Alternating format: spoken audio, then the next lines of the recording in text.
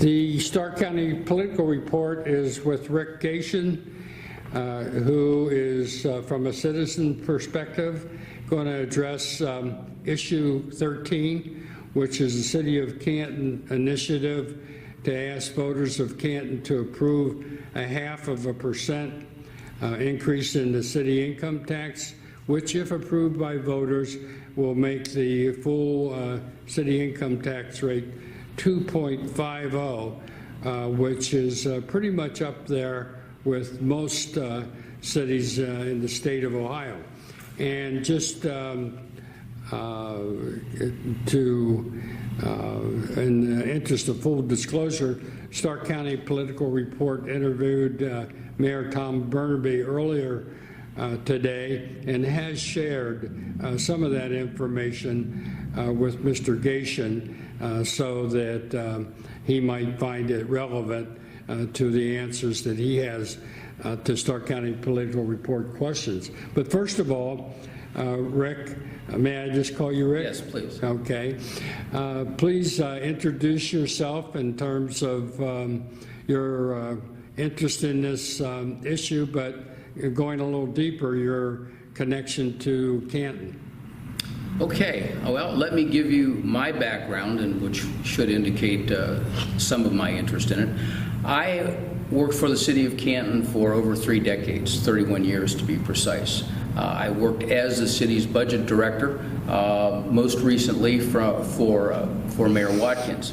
During those times, we looked at income tax. We had reason to modify some of our ordinances along those matters. So, and also in my time there, we did some borrowing from Wall Street, and we had to prepare an official statement for each of those offerings.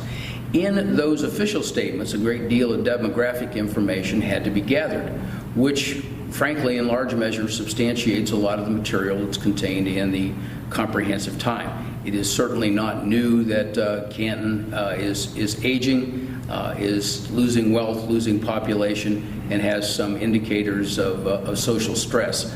That has been ongoing for a long period of time.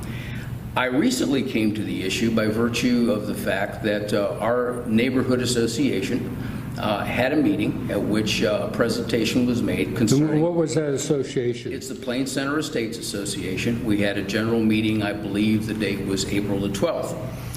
Sam Slyman presented the information on issue 13 and distributed a question and answer description to the members present. And that's probably the most recent time when I was able to look at the actual ballot language and see some of the explanation. And that is probably what leads me to be here today. Let me interrupt you right here. And we've exchanged emails before this session. And one of the things that came out in the email that struck a nerve with me was you referred to the issue 13 campaign as seeming stealth campaign. Could you elaborate on that just a little bit? Well, I think that was my phrasing, and I guess because I had not really seen a great deal about it. I know that there's very few signs. I live in the 8th Ward. There are very few signs there, and there just did not seem to be much in the major media in Stark County that dug into the issue, that talked about the comprehensive plan, that talked about how these two are meshed together, that really fleshed out some good reasons as to why citizens of Canton and those who are non-residents who will be paying should approve a 25% increase in their income tax for the distributions that are outlaid in the ballot issue. Okay, and now there is no organized opposition, but the fact that you're here today and raising questions and having raised question in the email to the Stark County Political Report that I referred to, what are the items that come right out of the literature that you think needs to be dealt with in more depth and detail and substance. Well, my reading of the ballot language, again, and this comes from the literature, as I read it, there are principally three things that strike me. The size of the increase, which again is a 0.5%, that's a 25% increase. Probably the overriding thing is that this tax is permanent. If it is enacted, they will start collecting it less than 60 days from election day. The third item is the distribution of the increases. I would start with the general fund. The ballot language talks about 1/10 of 1% shall be allocated to the general fund, and it mentions police and fire and other operating expenses. The next question says, how much does issue 13 raise and how will it be spent? Under the column marked use, it says general fund, 2/3 safety, 1/3 general operations. Now, the fact of the matter is that the mayor and council may very well intend to allocate those funds that way, but the language clearly does not require that distribution of the portion that's going to the general fund. So that's a concern. Secondly is the fact of its permanence. The bulk of the funds will go to the comprehensive plan, approximately 60% according to their literature. But the language that's used relative to the comprehensive plan, and if you will, let me just read just a bit of it. Talks about it shall be allocated to a specifically designated fund established by council, which shall be used exclusively for purpose prioritized in the most current comprehensive plan and subsequent amendments approved by council. And then it goes on. So there's no certainty. It's rather amorphous, if you will, with respect to what it's going to be used for. And again, that's a concern for me because you're talking about a tax that's permanent. Later on in the document, there is mention of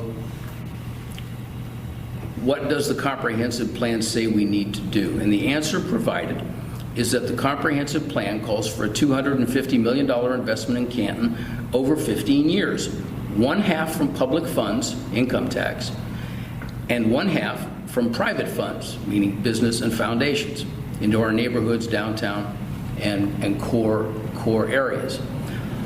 There is no information that's out there relative to how the private sector or the foundations may be providing these funds, under what circumstances they will provide these funds, whether or not they will agree with projects in the 4 core areas that the plan lists.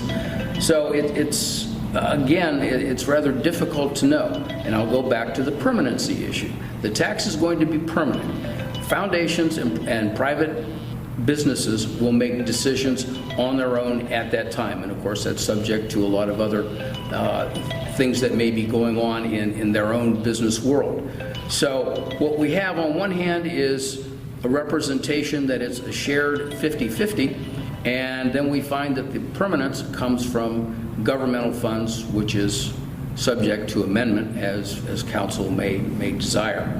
So I guess as a citizen, I would like to know and see something a little more firm as to how these items are going to be put together. My own personal preference would have been that this issue would have gone, let's say, for 10 years. That way you could have some benchmarks and people could understand, this is what we're doing. This is how the public sector and the private sector are working together, and here are the demonstrable results.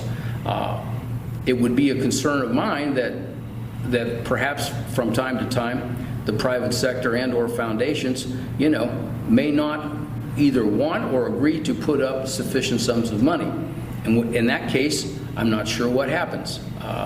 But if the tax is permanent, one thing you know for sure is that it will continue to be collected.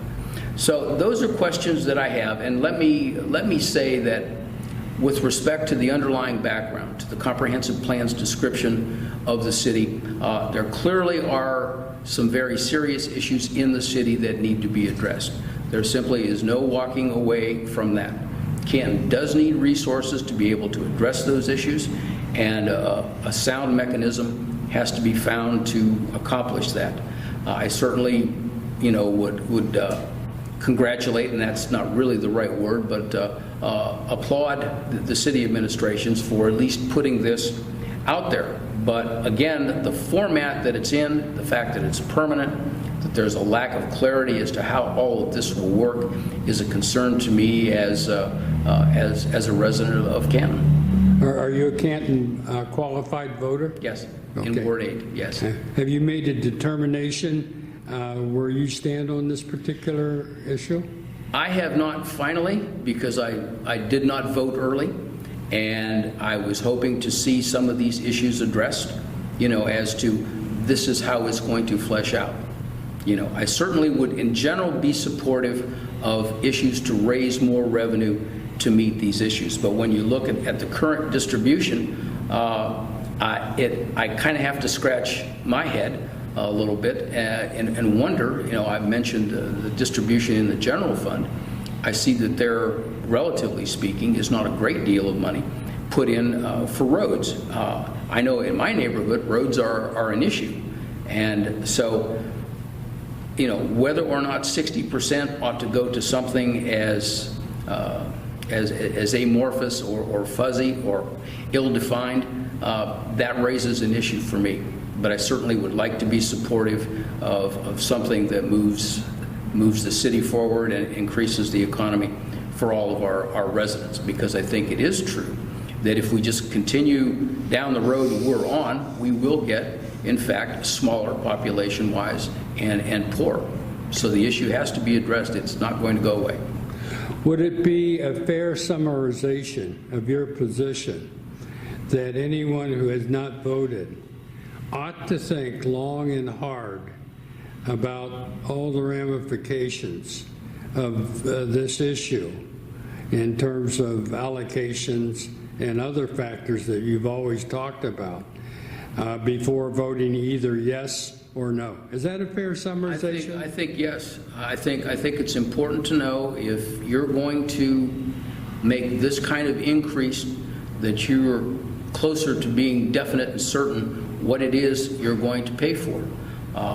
I know that, while we talk about growing the population, even the comprehensive plan itself talks about income tax, and it says, this is from page 4, it says, this makes for a self-perpetuating problem of ever higher tax rates in the city as a means of offsetting even smaller numbers of taxpayers with ever higher demands for social and other services.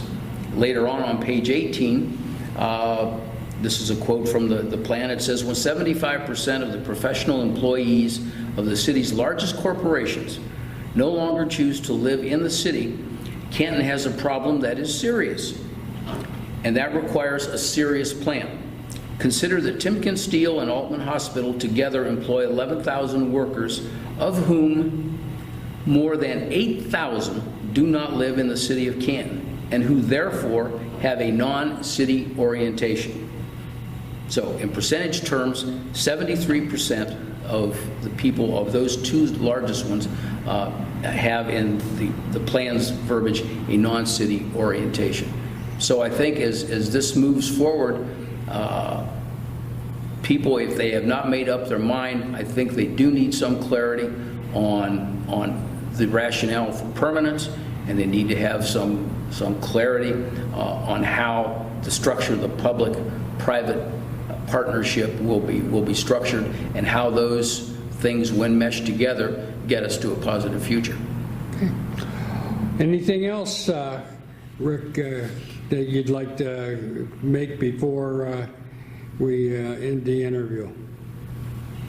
No, Martin, I think that's principally it. Just to recap, my biggest concerns have to do with the size of the issue, its permanency, and how the partnership will be structured. I wish there were more information and, frankly, more time for that to be made public. And I think it's something that, if more of it were made known, that that there would be more support for it. Okay, well, thank you. Okay.